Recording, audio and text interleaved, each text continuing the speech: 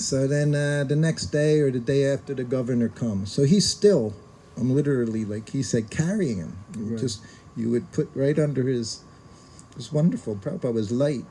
One night you mentioned he would sleep in the bed out on the back, the garden. It wasn't a garden, this was before anything was complete, but there were cinder blocks back there under the bed, one of them threaded beds they have in India. They're about 5.5 foot long, 3 feet wide, till your feet hang over the edge, but they're very nice.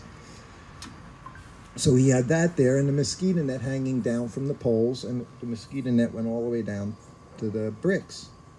So that's what we would go out there in the evening. And Prabhupada, I would massage him in the bed because it had the mosquito net around it, because mosquitoes, of course, we were all getting malaria from these mosquitoes, like constantly. So I'd be there. Then after he was done, I would lie under the bed on the bricks with a straw mat on the bricks. And that's where I slept because it was also protected from the mosquitoes.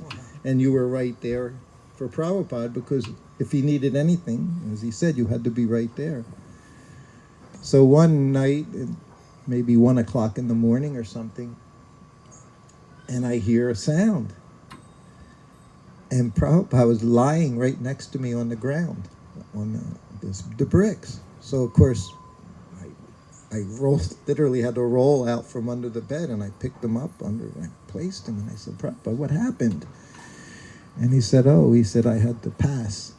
He said, but you were sleeping. He said, I didn't want to disturb you. And I said, Prabhupada, I'm lying under your bed. I said, to do something. So I chastised him. I said, you have to, I said, you can't do that. I said, you have to let me know. But this is how he was.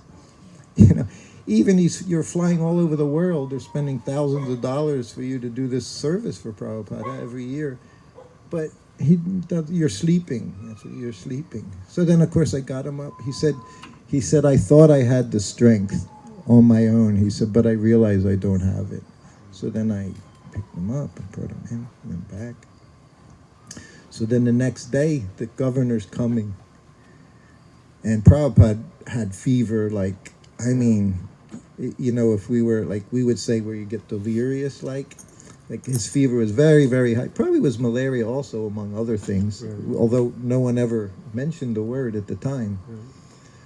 So he says to me, now I always shave Prabhupada's head with a electric razor from the moment I became his servant. And he told me, he said, this is what you do.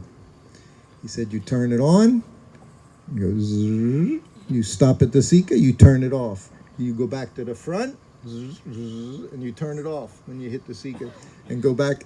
So he told me, and he said, be very careful around my ears. You want to see Prabhupada's ears, they were definitely there, Now, and he gives you, that's your service. So you're not scared at all. You're like this the first time. So you did that every month. Once you shave Prabhupada's head, and you give away all his hairs to whoever's around. So today he says to me, he says, you have to shave me. And I'm there, what do you mean? He said, my face.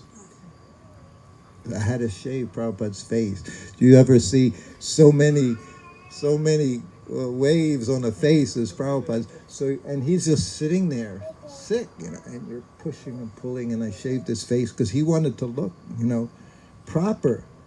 This is why I gave that class to you. Prabhupada was not about just anything casual. There was no casual,